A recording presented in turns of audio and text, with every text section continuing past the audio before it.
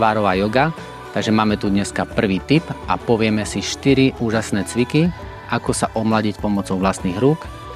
Princíp tvárovej jogy je veľmi jednoduchý. Takisto ako keď chodíme do posilky a cvičíme svoje telo, tak naše svaly vyzerajú lepšie, naše telo vyzerá spriamenejšie a mladšie, tak to isté, keď cvičíme 57 svalov, ktoré sa nachádzajú na tvári, tak naša tvár vyzerá oveľa vitálnejšie, prekrvenejšia, tvorí sa prirodzený kolagén.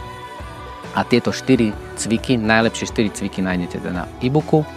Princíp týchto cvikov je vlastne taký, že od stredu tváre, od vrchu až dole, budeme vlastne ťahať zo stredu do bokov a budeme prirodzene vyťahovať pokožku, tlačiť lymfu smerom do bokov a takto pôjdeme niekoľkokrát, musím 10 krát dať opakovanie a tým pádom dosiahneme omladenie a osvieženie pokožky.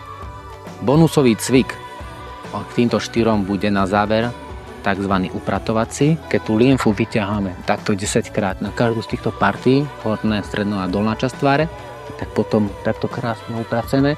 Keď si to vyskúšate, je to neuveriteľne príjemné a budete sa veľmi dobre cítiť. Toto je všetko, čo budeme robiť každý deň.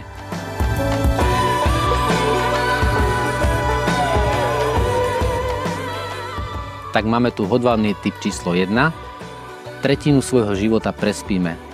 To znamená, večer si láhneme a ráno sa zobudíme pokrčení, lebo väčšina z nás dokáže spať len na boku alebo na bruchu, čo je úplne nezdravé a máme spacie vrásky. No a tu je vlastne ten jednoduchý tip hodvábny, že takýto vankúš, takouto hodvábnou obliečkou keď máte, tak netvoria sa spacie vrásky, ale ako vraví moja priateľka, partnerka, zobudíte sa do krásy. Pretože hodváb dýcham, je prirodzený pre pokožku a nebudem vám vytvárať tieto spacie vrásky.